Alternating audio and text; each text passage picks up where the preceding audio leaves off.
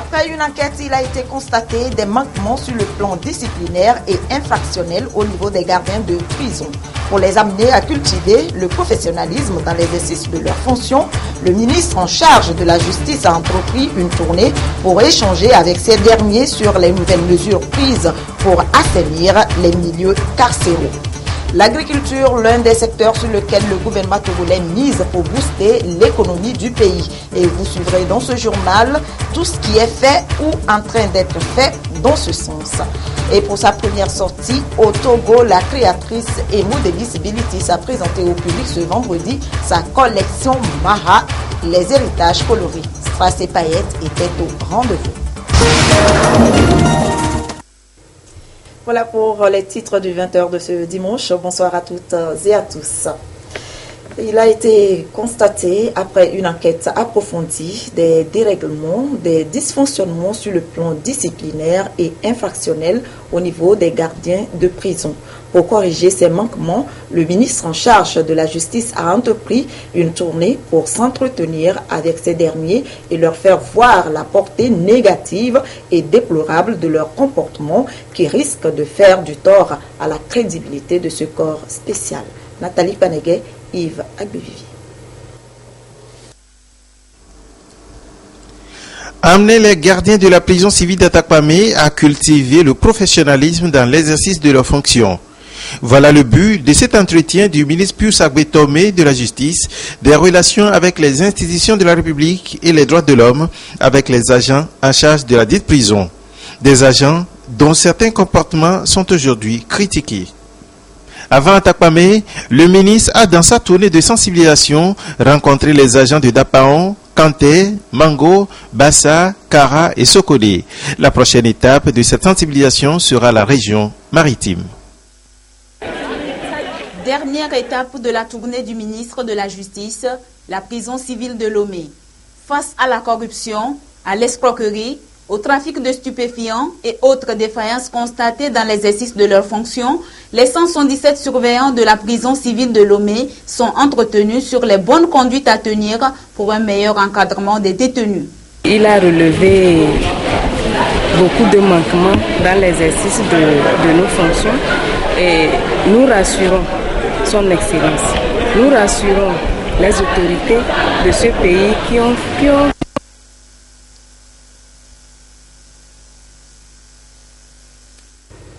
Voilà un petit souci technique avec ce sujet. Nous allons y revenir dans un instant.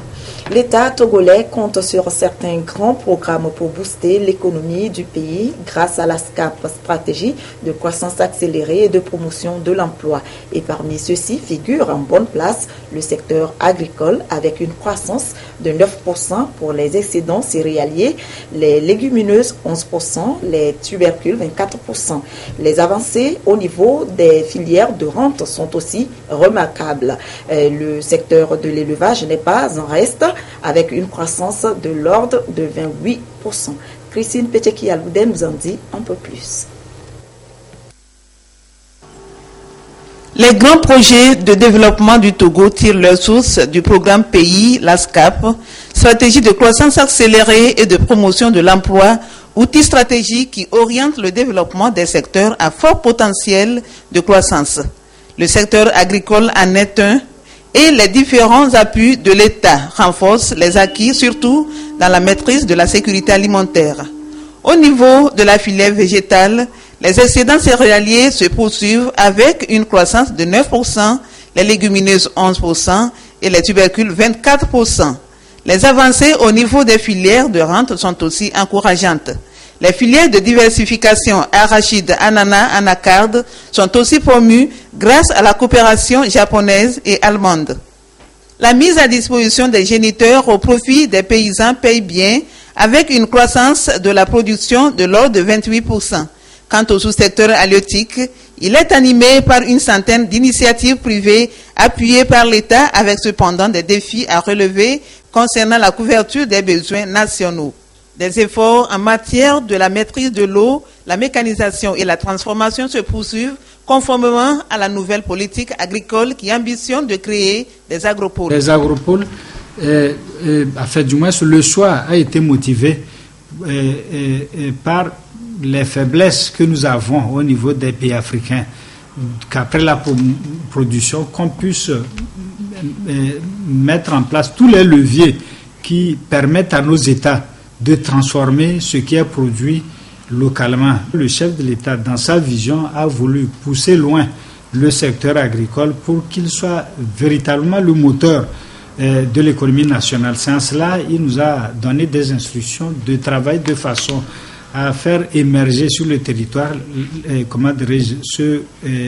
l'installation ou la construction des agropoles qui s'appuient sur la maîtrise d'un certain nombre d'instruments. Il sera question de travailler sur toute la chaîne de production de façon à sécuriser d'abord à rendre la matière première disponible, à la sécuriser et à renforcer la production de façon que si une usine s'installe, qu'elle ne soit pas confrontée avec le temps au manque de matières premières. La mise en œuvre du PNIASA, programme d'investissement agricole et de sécurité alimentaire sur la période 2010-2015, a permis au Togo de battre des records agricoles encourageants, améliorant ainsi les performances du secteur en assurant aux agriculteurs un mieux-être. Mais la stabilité agricole est un défi permanent et le gouvernement mise sur l'agriculture pour amorcer l'émergence économique du pays, d'où une nouvelle approche, une vision plus ambitieuse incarnée par la nouvelle politique agricole sur la période 2016-2030. Avec l'engagement du chef de l'État et la détermination du gouvernement togolais à pousser les actions en toute part du territoire national, nous avons l'espoir qu'avec l'appui des partenaires techniques et financiers, nous allions créer, un nouveau cadre de vie beaucoup plus décent au niveau de chaque localité, au niveau de chaque contrée, au niveau des villages, des villes, pour que le citoyen togolais puisse prendre conscience qu'effectivement sur le territoire, nous avons de la richesse à faire valoir. La modernisation de l'agriculture devra baliser la voie à l'essor des industries de transformation, l'émergence des PME, PMI et même de très petites entreprises. Ceci devra s'appuyer indubitablement sur l'amélioration du circuit des intrants, la sécurisation du foncier, l'inclusion sociale, la prévention et l'atténuation des effets des changements climatiques, puis l'amélioration soutenue de la gouvernance du secteur. À Yotokopé est installée une plateforme multifonctionnelle dans le canton Akepe il y a 3 ans. Un dispositif de transformation agricole aux multiples fonctionnalités mis en place d'ailleurs sur toute l'étendue du territoire national, ce qui a du coup influé sur les revenus des bénéficiaires.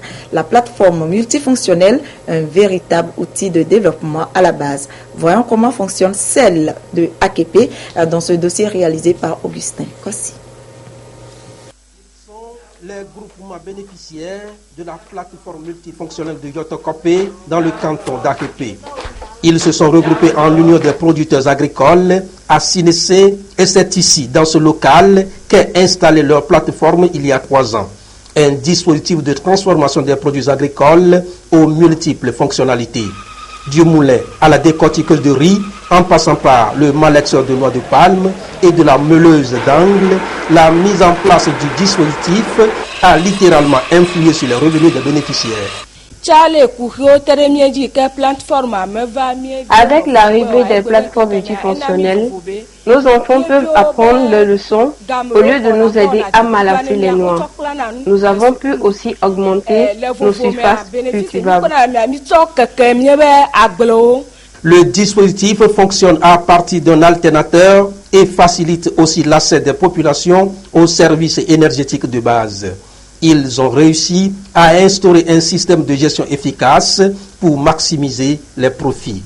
Un comité de gestion a été mis sur pied et fonctionne avec l'appui de l'agent de relais local, l'ONG Partage, Action, Synergie pour le développement PACID. Notre travail, c'est de les aider avec les stratégies bien déterminées pour que toute la population puisse amener tout ce qu'il a comme travail sur la plateforme et aussi développer les activités génératives de revenus à travers la plateforme. Nous avons vu une implication de tout le monde tous les membres du groupement, même il y a certains qui ne sont pas dans le groupement, mais qui viennent pour aider les membres du groupement pour faire le travail, pour nous réussir. En 2013, quand la plateforme est venue, on s'est organisé pour la gestion. Bon, à travers la plateforme, on voit que surtout au niveau des noix de palme, les noix de palme, si les femmes travaillent avec les noix de palme, les noix, le reste maintenant, on voit qu'on peut faire tout et tout pour utiliser ça aussi. Et on a vu qu'on peut trouver des machines qui peuvent presser les noix. On a encore installé une autre machine à AEP. On a encore créé des caisses, des petites caisses. Et à travers ces caisses-là, surtout les femmes peuvent faire des prêts là-bas pour leur activité. En vrai, on est organisé pour tout ça là. Donc on remercie beaucoup le président Faure. AEP, à environ une quarantaine de kilomètres de là, les noix de palme sont concassées et transformées sur place en huile blanche. Ici, c'est toute une unité de production qui se crée et qui génère déjà de l'emploi. L'huile, une fois fabriquée, est commercialisée. Une autre partie sert à produire également du savon. Avec le bénéfice, nous arrivons à subvenir aux besoins de nos familles, notamment la scolarité de nos enfants et les soins de santé. Les résidus issus des transformations servent aussi de son à cette bergerie appartenant également au groupement ASINEC. Progressivement, le programme national de développement des plateformes répond à la nécessité de créer des emplois et des activités génératrices de revenus aux couches vulnérables. 5 ans. D'autres plateformes ont été installées avec l'appui du PNUD. L'ambition est d'atteindre 1000 plateformes à travers le pays à l'horizon 2018. Après une enquête, il a été donc constaté des manquements sur le plan disciplinaire et infractionnel au niveau des gardiens de prison. Pour les amener donc à cultiver le professionnalisme dans l'exercice de leurs fonctions, le ministre en charge de la justice a entrepris une tournée pour échanger avec ces derniers sur les nouvelles mesures prises pour assainir les milieux carcéraux. Nathalie Penéré. Dernière étape de la tournée du ministre de la Justice, la prison civile de Lomé. Face à la corruption, à l'escroquerie, au trafic de stupéfiants et autres défaillances constatées dans l'exercice de leurs fonctions, les 177 surveillants de la prison civile de Lomé sont entretenus sur les bonnes conduites à tenir pour un meilleur encadrement des détenus. Il a relevé beaucoup de manquements dans l'exercice de nos fonctions et nous rassurons son Excellence. Nous rassurons les autorités de ce pays qui ont fait un départ qui est déclenché. Beaucoup de choses seront faites à notre niveau pour redorer l'image de notre pays. Le transfert des détenus, la participation à la réinsertion des prisonniers, la surveillance interne et externe de la prison, voilà la mission d'un surveillant de prison. Une mission qui, selon le ministre, doit s'accomplir en conformité avec la loi. Quand les gens parlent de la corruption au sein de la prison, on s'étonne.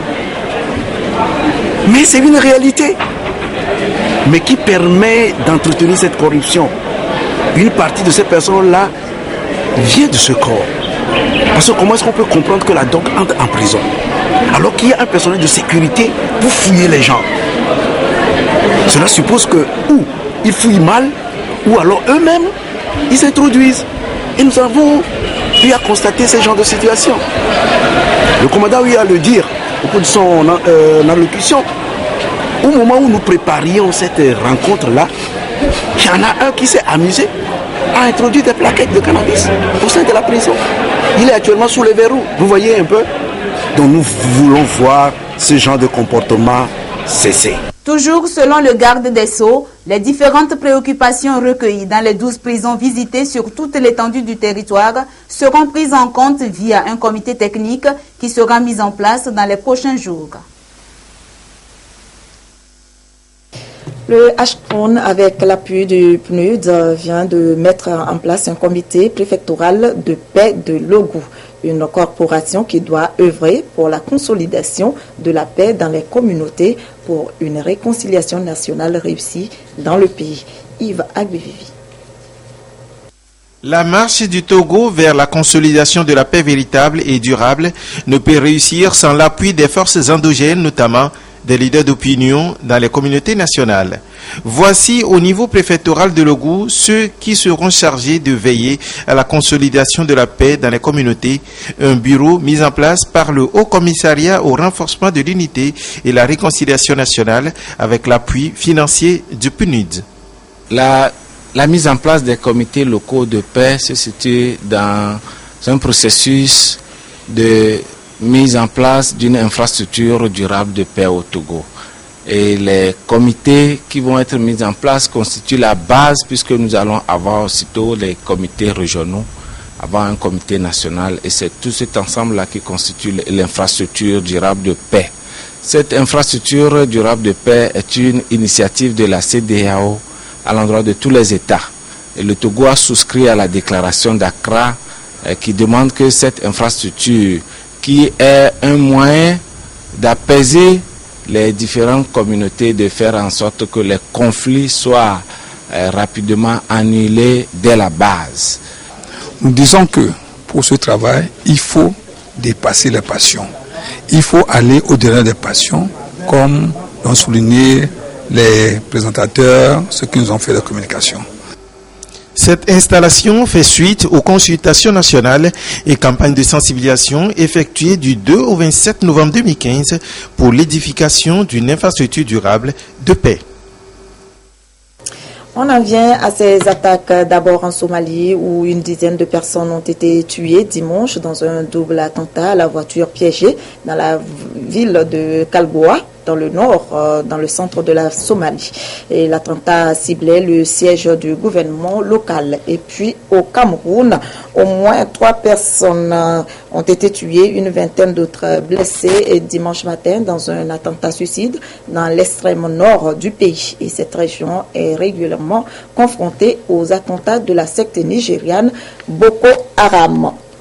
En République démocratique du Congo, l'opposition hausse le ton après le report de l'élection présidentielle. Elle devait se tenir en novembre, mais les autorités ont annoncé que le scrutin ne pouvait se tenir avant juillet 2017. Et ce qui est pour l'opposition anticonstitutionnelle. L'opposition qui appelle donc à une grève générale mardi et qui pointe du doigt la CENI. Écoutez.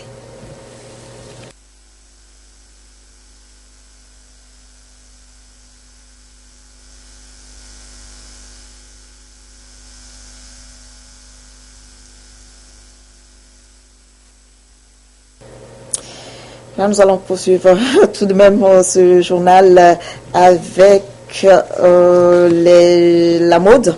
La première sortie au Togo de la créatrice et modéliste Bilitis. Elle a présenté au public ce samedi sa nouvelle collection Maha, les héritages colorés, une collection en pointe de prêt à portée composée de robes classiques, de robes de sortie et des tenues de plage. Le résumé de cette soirée glamour avec Lucassi et Esther Laclé.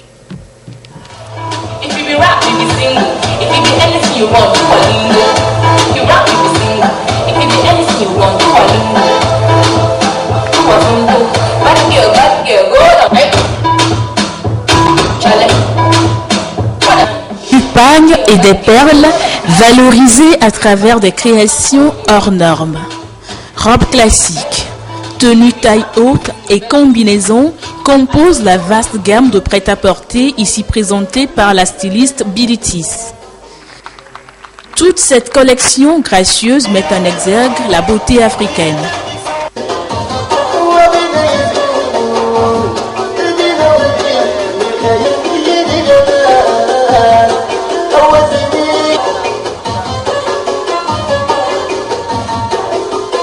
J'ai surtout aimé le mélange, le métissage des différentes cultures qu'elle a visitées qui se retrouvent bien dans sa collection. Agencement des couleurs, c'est gai. Aujourd'hui, il faut dire que nous aimons pas trop nous habiller gai, fleuri, aux couleurs chatoyantes. Voilà, aujourd'hui, Mara nous donne l'occasion de célébrer la beauté africaine.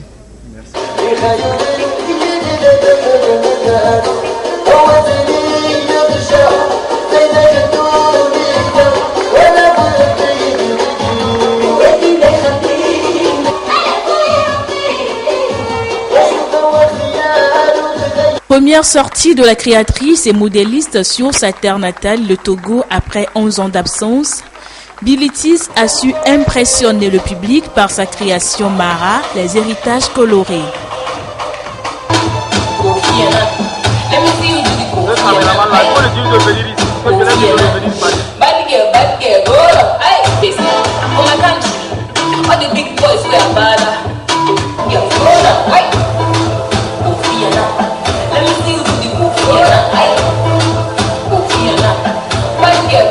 J'ai dévoilé la collection Mara elle-même, qui est un mélange entre le style vestimentaire subsaharien, le style vestimentaire marocain, oriental, entre guillemets, et puis le style européen.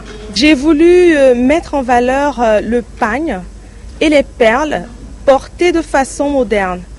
Parce que notre génération maintenant, c'est des femmes dynamiques qui, pour aller au service, en même temps, après, vont passer au supermarché ou au grand marché faire des emplettes et tout. Je ne veux pas mourir, tu veux partir. Je ne veux pas mourir, tu veux partir. Je ne veux pas mourir. Humour et démonstration sur l'usage du foulard étaient également au menu de ce défilé tendance typiquement féminin. Voilà, la deuxième édition du festival de mode Pure Fashion a encore retenu toutes ses promesses cette année. 6 collections ont été présentées, notamment Inspiration, Ligne de rêve, Couleur d'amour. Une collection de colliers pour hommes a été également dévoilée au public. Cette soirée fashion porte la signature de J Fash. Serge Tastom, Viviane Souvi, Yves Agbevivi. Dernier coup de main pour la deuxième édition du Pure Fashion Show. Ici dans les coulisses, stylistes, maquilleurs, coiffeurs, mannequins, tous mobilisés pour jouer leur partition et rendre belle la soirée.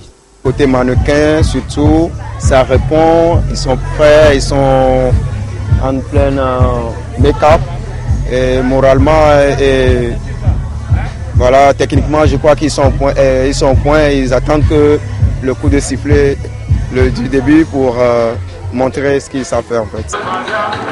Ces différents passages des mannequins habillés dans des tenues bien confectionnées reflètent le talent du stylisme togolais. À travers Pure Fashion Show, le promoteur Jefash Dovi Soremenou veut amener les jeunes talents stylistes à cultiver les valeurs de l'excellence. Pour lui, le but visé est atteint et le public est aussi satisfait. Mes attentes sont comblées à 75%. 75%, parce que si vous dites un truc à 100%, si vous satisfaites à 100%, c'est que vous ne comprenez pas vraiment la valeur des choses. Il y a toujours un manque, on n'est jamais satisfait de ce qu'on a. Donc c'est une occasion pour moi maintenant de doubler d'efforts pour la prochaine édition qui s'annonce peut-être l'année prochaine si tout va bien. Nous avons passé une soirée conviviale. L'initiative de la soirée même est à saluer parce que c'est initié pour les jeunes talents, pour aller à leur découverte et voir leurs nouvelles créations. Je dirais qu'il faut vraiment persévérer, ne pas hésiter à aller au bout de leurs rêves, à continuer à apprendre, réaliser totalement les projets qu'ils ont. Voilà. 6 collections, hommes, femmes et enfants, taillées en pagne et tissus multicolores, ont donné l'éclat à cet événement. Des collections toutes expressives, sapées comme jamais, couleurs d'amour, inspiration, ligne de rêve, second hand et graines de beauté. La particularité pour cette deuxième édition du Pure Fashion Show est la collection de colliers pour hommes. L'événement du jour, la fin des Jeux Olympiques de Rio dans les stades, dans les rues, ce sont les toutes dernières heures euphoriques. 2 semaines que la ville vit au rythme des compétitions. Même les Carioca qui ne voulaient pas des Jeux ont fini par les adopter. Ils se sont mis à l'heure olympique. Ils ont vibré à l'unisson avec toute la planète. Regardez. ne les aura pas découragés. Les Brésiliens venus soutenir leur champion. Le marathon passe dans les rues de Rio. Pas besoin de ticket. Alors on est venu de loin pour vivre ce moment olympique. On a fait beaucoup de routes avec toute la famille. On s'est levé tôt pour être là. Il fallait qu'on voit ça. La veille, Rio s'est enflammé. Du football, évidemment. Médaille d'or pour l'équipe nationale. Une ferveur retrouvée, l'esprit olympique qu'on disait absent a gagné tout le Brésil. Voilà, là on montre le vrai visage du Brésil. C'est ça le Brésil, on est des champions. C'est pas une médaille d'or pour le football, c'est une médaille d'or pour toute la société brésilienne. C'est vrai que notre pays traverse une crise et ça va continuer. Mais là, tout le Brésil est heureux, c'est bon pour le pays, on est tous ensemble et c'est important. Malgré leur réticence du début, les Brésiliens auront vibré pendant ces Jeux Olympiques, surtout pour le football, mais aussi pour montrer au monde entier que le Brésil reste la nation de la fête. Et à Rio, la fête, c'est presque une religion. Rythmée par la samba, incontournable dans ce quartier populaire de la ville. Rideau de fin sur les Jeux Olympiques et pour les Cariocas, un bilan en or. À l'étranger, on s'imagine qu'on est un pays violent, où il y a beaucoup de tensions. Avec tous les problèmes qu'on a en ce moment, notre image est très négative, mais grâce au jeu, le Brésil a retrouvé une image positive. Regardez la fête ici. Plus talentueux en samba que dans les compétitions sportives, les Brésiliens ont tout de même fini par montrer leur esprit olympique. Ces deux supporters français peuvent en témoigner. Une fois entrés dans la danse, ils se sont surpassés. Là c'est bien, là c'est bien. J'étais voir l'athlétisme, Pierre-Ambroise Bosse, la Villénie, j'étais voir la boxe. À chaque fois on a perdu face à des Brésiliens. Donc je peux vous dire que vraiment, les Brésiliens ils savent faire la fête, surtout quand ils gagnent. Et ça c'est un peu énervant d'un point de vue français. Pendant 3 semaines, les Brésiliens ont voulu oublier la crise économique, les tensions politiques. Et même si tout le monde ici craint un réveil difficile, la fête durera, quoi qu'il arrive, jusqu'au petit matin. Et on retiendra aussi de ces Jeux olympiques de Rio de très grands moments de sport. L'olympisme dans ce qu'il a de plus beau et de plus fort, des exploits, des larmes, des surprises, de la sueur. Regardez. Elle est l'objet de toutes les convoitises, tellement admirée qu'à bien la regarder, transparaissent déjà les souvenirs des 2 semaines passées. Mais le revers de la médaille pour le Corcovado, c'est qu'il n'est plus le seul à dominer Rio.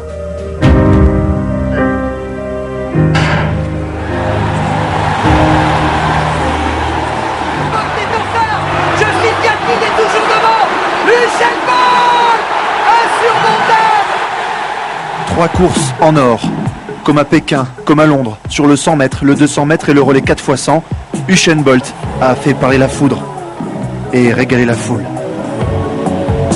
Sur la piste, le Jamaïcain est d'une telle facilité qu'il trouve même le moyen d'en rigoler. Lui est au JO comme un poisson dans l'eau. Michael Phelps décroche 6 médailles à Rio, dont 5 en or. Et à l'arrivée à la touche, le big est de retour, Michael Phelps. Avec 23 médailles d'or, il est l'athlète le plus titré de l'histoire de l'olympisme. Une légende du sport, désormais jeune retraité. Et si l'avenir lui appartenait? Simone Biles, 19 ans, 1m45 de souplesse et de légèreté. L'américaine est devenue quadruple championne olympique de gymnastique. Avec elle, tout est réglé comme du papier à musique. 10 500 athlètes, 206 nations, 28 disciplines. Les chiffres sont denses, mais le plaisir, lui, est unique. C'est aussi ça, l'esprit olympique.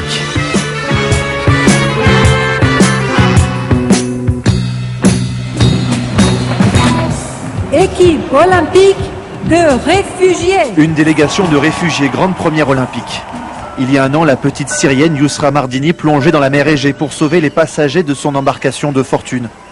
À Rio, elle plonge dans le grand bain olympique, donnant un peu plus de richesse à l'exploit sportif. 9 pays ont connu le premier sacre olympique de leur histoire et toute l'émotion qui va avec. Kosovo, Porto Rico, Côte d'Ivoire et même les îles Fidji avec leur équipe de rugby.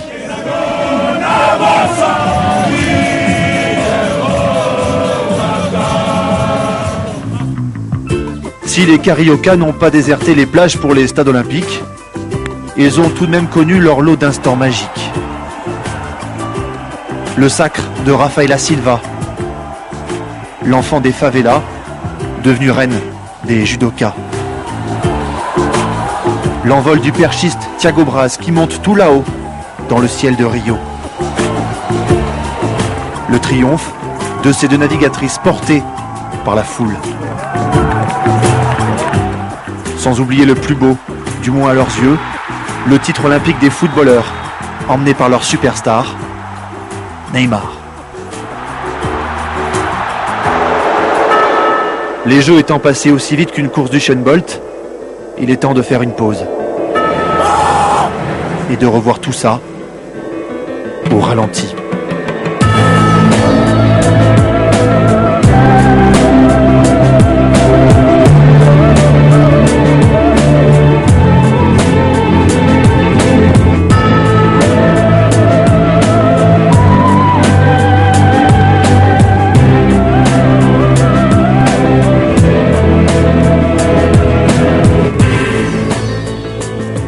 Le plongeon pour l'or de la Bahaméenne Shaunae Miller en finale du 400 mètres.